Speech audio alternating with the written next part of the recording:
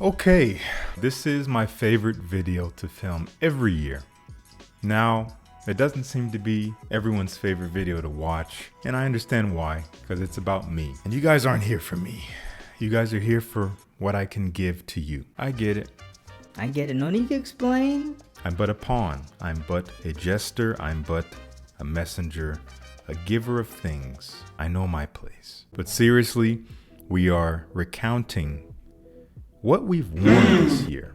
My goal throughout any year is to wear as many fragrances as I can. I try to wear different stuff every day. Sometimes I find myself in these very circular places where I'm wearing the same fragrance over and over because I just find something I really love and I can't get away from it for a few days and then I go to somewhere else. So we've been doing this for several years. I want to say this is maybe the 5th year. Again, I love doing it. It takes me a while to account everything, and I use Parfumo. This video is not sponsored by Parfumo, but I've been using them to track my fragrance wearing. I literally mark every single day what fragrance I'm wearing using their database, and it's just a really easy way to keep track. And then I go back at the end of the year using this little spreadsheet I put together myself. Take some time again to input all the fragrances, input each wearing until everything adds up. And then we have the list. And the fun thing is I never know what it's going to look like until it's done. I can see it start to shape up, so I see maybe the top 1 or 2 spots becoming clear, but it's not till it's finished to where I see the entire list. And as usual, there's a ton of ties. Like massive ties, like 8, 9, 10 way ties. And obviously it's hard to really choose one fragrance out of each of those ties, and I struggle with this every year. What I'm doing this year, and I don't remember if I've done this before, is that I'm just going to choose the fragrance out of each tie that I wore most recently. But for the highest tie, we have 2 fragrances that I wore 6 times, and that is it for 6 times. I decided to choose both of those as consecutive spots. You'll see what I mean as we get into it. So let's get into it. All right, before we get started into the list, I want to get some statistics out of the way. So this year I wore 207 different fragrances. That's pretty good because obviously there's some repeats in there. Just for comparison, I'm looking at last year when we wore 195 different fragrances. So we beat last year by a little bit. Also, you guys know me, I tend to skew more towards interesting, artistic, niche fragrances, and this year was no different. I wore 48 designer fragrances and 159 niche fragrances, so you can see where my tastes are, but almost 50 different designers. So I still wear them. I'm just very particular about which ones I wear. So let's get started. At number 10, I wore this recently and that's why it's here, but it's a fragrance I love. This is one I've loved for a long time. I wore this just once this year, and I feel like it was just the other day. Actually, it was just a couple nights ago. This is from Bottega Veneta. This is Dior Homme Extreme. Lovely stuff. Piney, leathery, earthy, soft, supple, but kind of dark and mysterious, but very classy stuff. That's all I'm going to say about it. It's not easy to get. I believe it is discontinued. So if you can get your hands on a sample, I would do it. Very, very nice for a designer. Kind of has a bit of a throwback feel. Almost like to the 1980s, but still has a modernity to it. At the 9th spot, I wore this twice among, again, at least 20 other fragrances, but I did wear it most recently, so it is kind of arbitrarily here. But you can say, well, it took up some of my most recent interests, so it deserves a mention. This is from Essential Parfum. This is called Bois Impérial. And this is a beautiful, light, fresh, cozy, woody fragrance. Very well composed by Quentin Biche. Bears a little bit of resemblance to Ganymede from Marc-Antoine Bourgeois, but a little bit more accessible, less metallic, less sharp, less strange smell. Much easier to wear. Could be a everyday wear. Could be a signature scent if you love it. Definitely get you a sample if you haven't tried it. At the 8th spot, with 3 wearings, new from this year, and I've just had it for a few months, so it's great that I wore it 3 times, and I do really like it. From Raja Parfum, we have Apex Parfum, a flanker to the Eau de Parfum version, which came out earlier this year, which I also enjoyed. Lovely DNA, They took the original, they rounded it out, they made it smoother, they made it more refined, and even a little bit longer lasting. Of the two, I prefer this, but if you're looking for one, I say just get the original because it's strong enough and you're gonna get the gist of the DNA, because this is pretty expensive. But if what I just told you about it still sounds very interesting, then get you a sample. But I don't recommend blind buying it. Lovely fragrance. It wears very green, very boozy, woody, leathery, kind of balsamic as it dries down. A little throwback smelling, but a little bit more modern smelling than the original EDP. That's one big difference I guess I could make. That's maybe a little subjective, but that's just what I get out of it. Apex Parfum. At the 7th spot with 4 wearings, one of the best designer fragrances on the market, in my opinion. We have Terre D'Hermes. This is a timeless masterpiece. The eau de toilette here. This has spawned so many flankers. I've talked about it a lot, and it wasn't always a love for me, but it's an absolute love now. Earthy, spicy, fresh, citrusy, woody vetiver. So elegant, so classy. Could also be pretty versatile, but maybe a little bit polarizing. So if you're not sure if you like it, give it a full wearing with a sample. Don't just put it on your hand and smell it up close and say you don't like it, because that's what I did for a long time until I actually wore it and realized the vibe that it gives off. More than anything, it's all about the vibe here. Terre D'Hermes Eau de Toilette. Stunning. At the 6th spot with 5 wearings. Definitely, if I'm looking at it right, this is my most worn designer fragrance of the year, because everything else from here on out is niche. Dior Homme 2020, a fragrance I tried to hate, a fragrance I tried to disregard because it is different. They changed completely what the original Dior Homme used to be into something modern, maybe a little bit simple, but not basic in my opinion. Still has a bit of interest to me, and it's not like everything else out there as far as designer fragrances go for men. Kind of a clean, citrusy, slightly balsamic, fresh, woody fragrance. There's something magical about it. It's hard to describe. You get it in the air. It's very alluring, but even though it's quite casual, very versatile stuff. I recommend getting a sample. DecanX has it for sampling if you want to use my code STAYFRESH15 and save you some money on a decant. Give it a try. If you've been brushing it off because it's different, coming up to the new year, step out of your comfort zone, give it a shot. You might be surprised, because I was.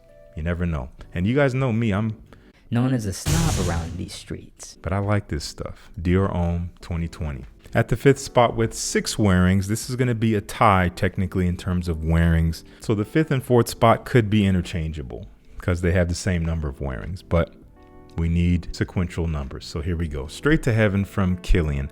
I've loved this fragrance ever since I first smelled it years ago. It wasn't until just this year when I got a bottle. So it's here at the top because I knew as soon as I got this thing, I would be wearing it, and I've been wearing it, and I love it. It is so unique, damp, earthy, patchouli, almost a bit of a chocolatey feel down there. Some beautiful rum with dried fruits and vanilla and dry cedar wood. Very unique composition. I think it's very elegant smelling, but it could be pretty much a daily wear if you love it and you don't spray too much of it. Straight to Heaven. It belongs here. I knew it would do it. I knew it would crack the top 10. Easy. All right, at the 4th spot, I wore this yesterday and I enjoy it, especially in the dry down. Some might call it a little basic.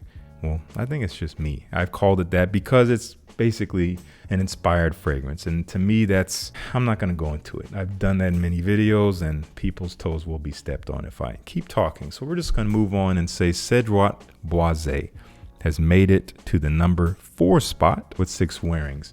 I like it a lot. I like it more and more every time I wear it. It's very easy to wear, but it's still something that has a lot of personality. But it is so popular. It is pretty much mainstream at this point, and I try to stay away from mainstream.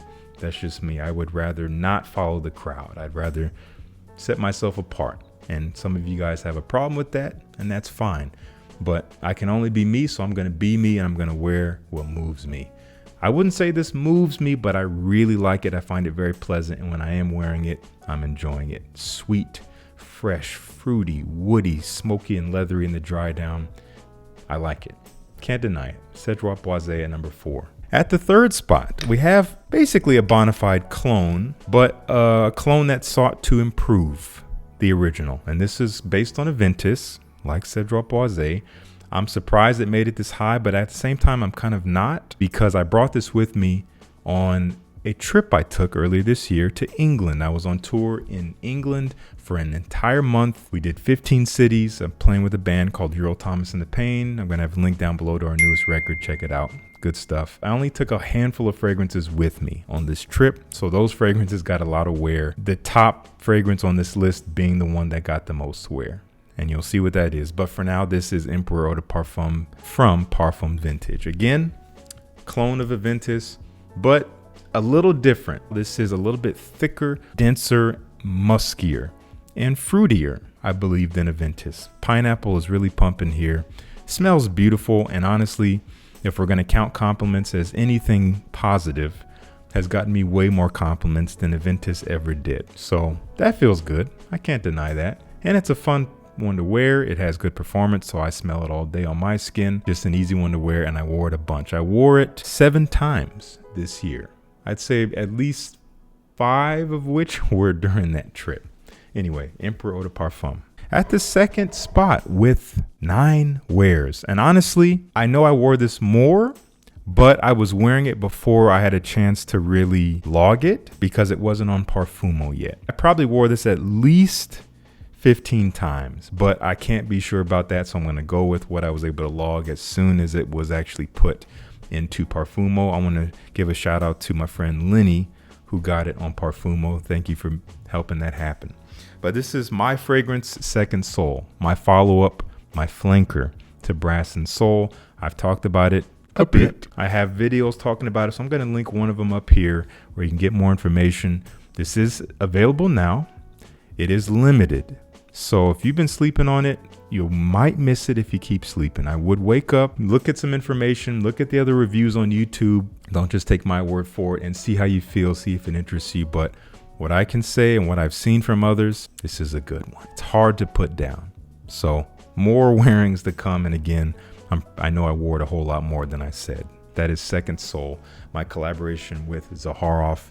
Gonna have a link down below to check it out. And what's number one? Number one, I wore it 27 times. I took it on my trip to England, as I alluded to earlier.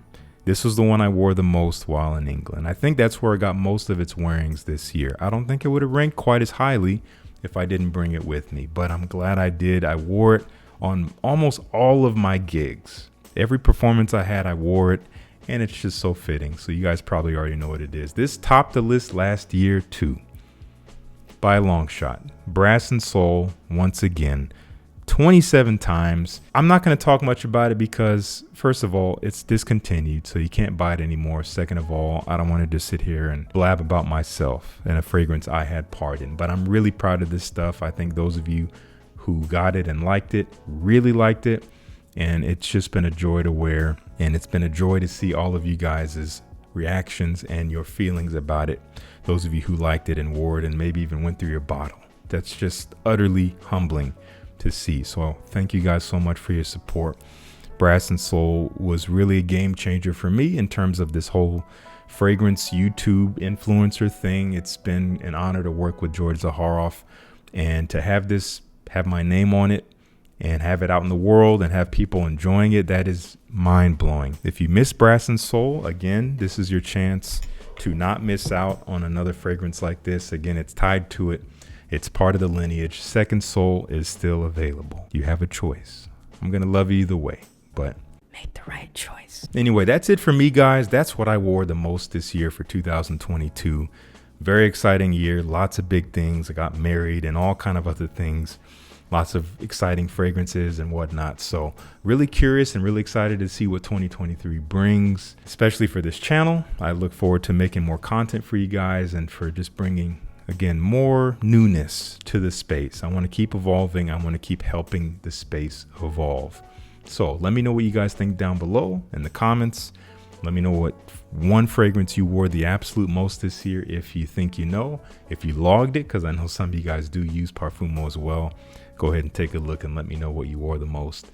Thank you so much for being a part of the Fresh Squad. Let's keep growing. Let's keep Being our best selves, that's what staying fresh really means. Bringing your best self into every scenario and situation, treating others with respect and kindness and understanding, carrying yourself with elegance and class. And we use fragrance as a means of doing that. I haven't said that in a long time. I'm surprised it came back to me. And if you're new here, please subscribe. Thank you so much for tuning in. Peace. I'll see you in the next one.